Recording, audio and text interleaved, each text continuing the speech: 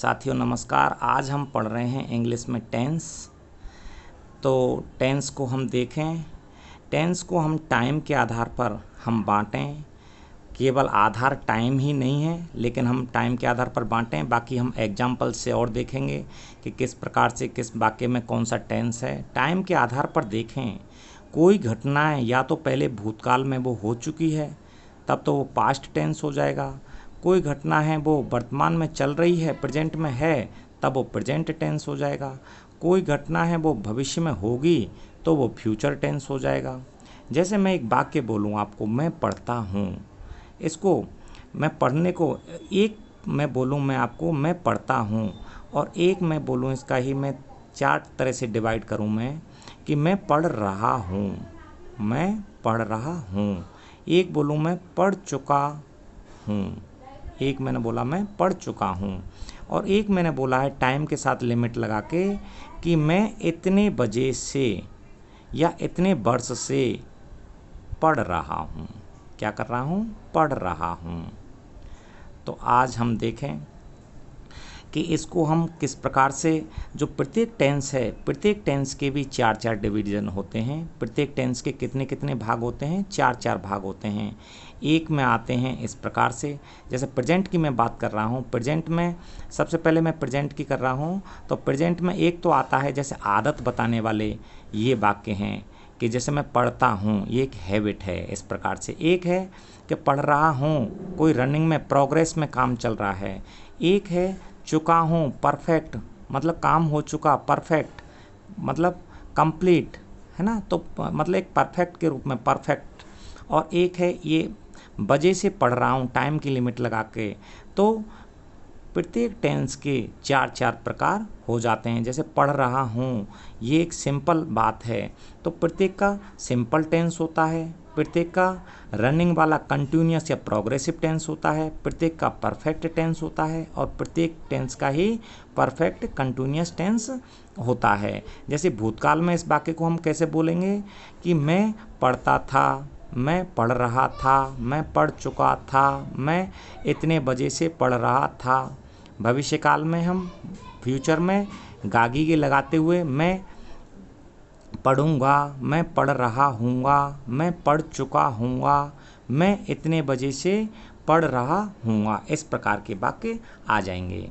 तो वर्ग के हिसाब से देखें साथियों, वर्ग के हिसाब से भी हम चार प्रकारों में डिवाइड करते हैं। कैसे कि मैं पढ़ता हूँ, है ना, ये आदत है। आदत वाले वाक्य हैं वो आएंगे सिंपल में। सिंपल सिंपल जैसे प्रेजेंट के साथ लगा दिया तो सिंपल प्रेजेंट टेंस, है ना। अब ये आदत है इस प्रकार के में, ये कोई निश्चित वो नहीं है कि मतलब ये पढ़ता ही हूँ, है ना। तो इसमें ये इसको हम बोलेंगे डेफिनेट नहीं है, तो इनडेफिनेट, इनडेफिनेट, है ना। और ये कार्य जो रनिंग में चल रहा है, प्रोग्रेसिव है, कंटिन्यूअस है, तो इसको बोलेंगे हम कंटिन्यूअस। क्या बोलेंगे? कंटिन्यूअस बोलेंगे। और जो चुका हूँ इसको बोलेंगे हम परफेक्ट, परफेक्ट। और इतने बजे से पढ़ रहा हूँ, इस प्रकार के जो टेंस हैं वो कहलाएंगे इनके मिले जुले रूप परफेक्ट कंटिन्यूअस, परफेक्ट कंटिन्यूअस। ये तो प्रत्येक टेंस में चार चार हिस्से हो गए। 3 टेंस हैं, 4 हिस्से हो गए, कुल मिला के हो गए 12 टेंस। आज केवल हम ये देखेंगे कि स्ट्रक्चर बनाएंगे, रूपरेखा बनाएंगे कि किस किस प्रकार से टेंस हैं वो, कि एक बार से हम स्ट्रक्चर को अपने दिमाग में रखेंगे। जैसे मैंने यहाँ ले लिया है, यहाँ ले लो पास्ट टेंस ले लो, और यहाँ ले लिया मैंने प्रेजेंट ले लिया, और यहाँ ले लिया मैंने फ्यूचर।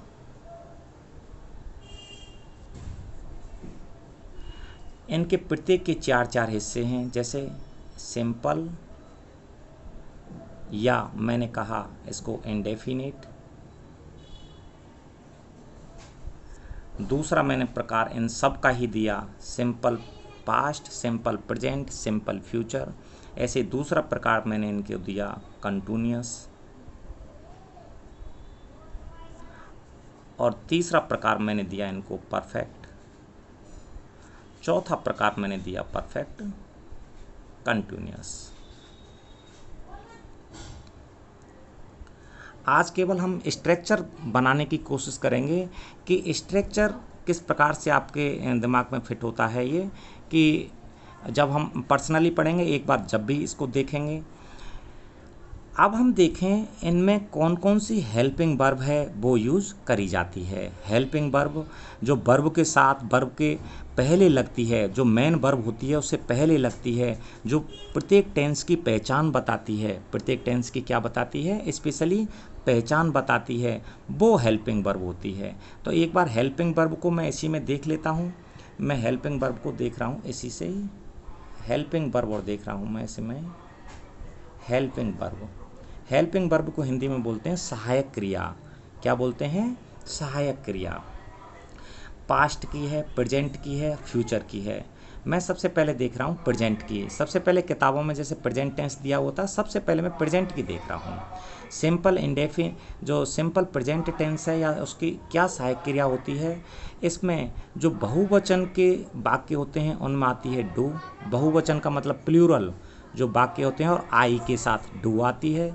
और जो एक वचन के वाक्य होते हैं या हमारे जो ही सी इट होते हैं उनके साथ आती है डज, DOES। ये क्या है? हेल्पिंग वर्ब हैं। मैं क्या बात कर रहा हूँ? हेल्पिंग वर्ब की बात कर रहा हूँ, जिनको देखकर आप वाक्य से स्वयं अंदाज लगा सकते हैं कि इसमें कौन सा टेंस है। कंटिन्यूस टेंस जो प्रेजेंट का कंटिन्यूस टेंस है उसमें आएंगी helping verb is, am, are. बाकी हम डिटेल में देखेंगे बाद में। और एक बात याद रखना साथियों, हम सबको प्रैक्टिस इसमें करनी पड़ेगी। अगर प्रैक्टिस हमने बुक्सों से नहीं की ये तो थोड़ा सा इसमें दिक्कत आएंगी।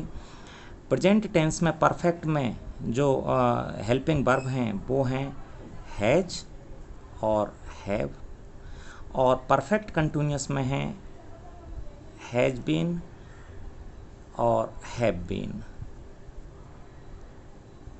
थोड़ा सा ये रूपरेखा बनाने से ये हो जाएगा हमारे दिमाग में, जब हम डिटेल्स में पढ़ेंगे तो एक बार ये जो स्ट्रक्चर है हमारे दिमाग में फिट रहेगा बिल्कुल। अब हम बात करते हैं पास्ट की। प्रेजेंट की हमने बात कर ली, अब हम पास्ट की बात करते हैं। पास्ट में क्या सहायक क्रिया आती है? डिड। यहाँ पे हेल्पिंग वर्ब पास्ट की इंडेफिनिट या सिंपल में। कंटिन्यूस टेंस को साथियों ध्यान रखना प्रोग्रेसिव भी कहते हैं, मतलब ये कंटिन्यूस में चलता है ना, मतलब लगातार प्रोग्रेस में चलता है ये कार्य, ऐसे वाक्य आते हैं इसमें। तो इसमें हमने बात कर ली प्रेजेंट की, तो यहाँ बात कर ली एज, एम, आर। यहाँ पे देखें पास्ट में तो यहाँ पे हेल्पिंग वर्ब आती है बाज, सिंगल के लिए आती है, मतलब एक वचन वाले उनके लिए आती है, और बर आती है बहुवचन वालों के लिए, जो प्लूरल होते हैं उनके लिए आती है। परफेक्ट टेंसों में, पास्ट के परफेक्ट टेंसों में यहाँ प्रेजेंट में जैसे हैज, हैव आई थी, यहाँ आती है हैड। यहाँ क्या आती है? हैड आती है। और यहाँ जो परफेक्ट कंटिन्यूअस जो पास्ट का है उसमें आती है हेल्पिंग वर्ब हैड बीन, और ये आती है हैड बीन आती है। अब हम फ्यूचर की बात करें कि फ्यूचर में किस प्रकार से हम लेते हैं। फ्यूचर में यहाँ पर आते हैं इस प्रकार के जो गागीगे वाले वाक्य आते हैं, उनमें सेल और बिल, सेल और बिल आती है। और कंटिन्यूस में देखें या प्रोग्रेसिव में देखें क्या आएगा, यहाँ पे हेल्पिंग वर्ब की बात कर रहे हैं जिसको देखकर तुम स्वयं अंदाज लगा लोगे, सेल बी और बिल बी, सेल बी और बिल बी। और परफेक्ट में एक ये देखें हम, जो ये विल हैव और सेल हैव, विल हैव और सेल हैव। ऐसे ही यहाँ परफेक्ट कंटिन्यूस जो फ्यूचर का परफेक्ट कंटिन्यूस है उसमें ये आ जाएंगी helping verb will have been और shall have been, shall have been. ये तो हमारे इनमें हेल्पिंग वर्ब की बात हो गई है। अब मैं एक चीज़ और इसमें थोड़ा सा मैं बता देता हूँ कि इसमें वर्ब की कौन सी फॉर्म है वो आती है, वर्ब की कौन सी फॉर्म है वो प्रयोग में करी जाती है। तो थोड़ा सा यहाँ पे एक बार हल्का सा ध्यान देंगे। वर्ब की कौन सी फॉर्म, मैं ऐसे लिख दूंगा, देखो वर्ब की कौन सी फॉर्म है, मैं बताता चलूँगा वर्ब की, आपको कुछ याद करने के लिए भी दूंगा कि वर्ब की कौन सी फॉर्म है। प्रत्येक वर्ब की 3 फॉर्म होती हैं, फर्स्ट फॉर्म, सेकंड फॉर्म और थर्ड फॉर्म, है ना। तो वर्ब की यहाँ पर आती है फर्स्ट फॉर्म। यहाँ पर कौन सी प्रयोग में होती है, प्रेजेंट में, पर मैं सिंपल में बात कर रहा हूँ, B1, मतलब वर्ब की फर्स्ट फॉर्म काम आती है। यहाँ पर भी वर्ब की फर्स्ट फॉर्म काम आती है और साथ में उसमें लग जाती है ING, साथ में क्या लग जाती है, ING लग जाती है। और यहाँ पे हैज़, हैव जो है, यहाँ पे ध्यान रखना साथियों, यहाँ पे वर्ब की आती है थर्ड फॉर्म काम में। कौन सी आती है, थर्ड फॉर्म काम आती है। यहाँ पे अगेन जो चौथा टेंस है जो परफेक्ट कंटिन्यूअस वाला है, इसमें आती है वर्ब की फर्स्ट फॉर्म काम आती है और साथ में लग जाती है उसमें ING, क्या लग जाती है, ING लग जाती है। ठीक है। अब यहाँ पे हम पास्ट में बात करें, यहाँ पे ये जो टेंस हैं इनमें अगर इनमें करी जाती है सेकंड फॉर्म का उपयोग करा जाता है, बी सेकंड का मतलब है वर्ब की सेकंड फॉर्म का उपयोग करा जाता है। और यहाँ पर वर्ब की अगेन बाज या बर आ जाने पर ING लग जाएगी वर्ब की फर्स्ट फॉर्म में। वर्ब की फर्स्ट फॉर्म में क्या लग जाएगी, ING लग जाएगी। यहाँ पर वर्ब की जो थर्ड फॉर्म है वो काम में ली जाएगी। ये ध्यान रखना, परफेक्ट टेंसों में वर्ब की सेकंड थर्ड फॉर्म काम में ली जाएगी, परफेक्ट टेंसों में। आज हम केवल रूपरेखा पढ़ रहे हैं, है ना, और उसके आधार पर फिर हम डिटेल में समझ जाएंगे आराम से। यहाँ पर भी वर्ब की फर्स्ट फॉर्म प्लस ING। तो देखो सिमिलरिटी सी आप देखो तो ये सिमिलरिटी सी आपको समझ में आएंगी। यहाँ पर भी वर्ब की फर्स्ट फॉर्म है और यहाँ पर भी वर्ब की फर्स्ट फॉर्म प्लस ING है। यहाँ पर वर्ब की थर्ड फॉर्म है और ये वर्ब की थर्ड फॉर्म, समझने की कोशिश करना, वर्ब की थर्ड फॉर्म है ये। और यहाँ पे वर्ब की first form plus ING, verb की फर्स्ट फॉर्म प्लस ING। एक डिवीज़न और थोड़ा सा देखें हम, जो प्रत्येक हम उसमें टेंस में देखेंगे उस प्रकार से डिवीज़न और देख लें। प्रत्येक टेंस जो होगा उसके चार डिवीज़न और होंगे। जैसे मैं सिंपल रूप से ले लेता हूँ, सिंपल इंडेफिनेट, सिंपल इंडेफिनेट ले लो या कैसे भी ले लो, इंडेफिनेट, और वो मैंने लिया है किसका, प्रेजेंट का। किसी का भी ले लो, प्रेजेंट का ले लो, किसी का ले लो आप, ठीक है। तो इनके चार डिवीज़न और होंगे, बाद में 4 प्रकार के इनके वाक्य आएंगे, है ना। मैं उनको थोड़ा सा ले लेता हूँ, फिर हम डिटेल में समझ में बिठाएंगे कि किस प्रकार के ये वाक्य हम बनाएंगे। इनमें हम प्रत्येक टेंस में ये वाक्य पढ़ेंगे।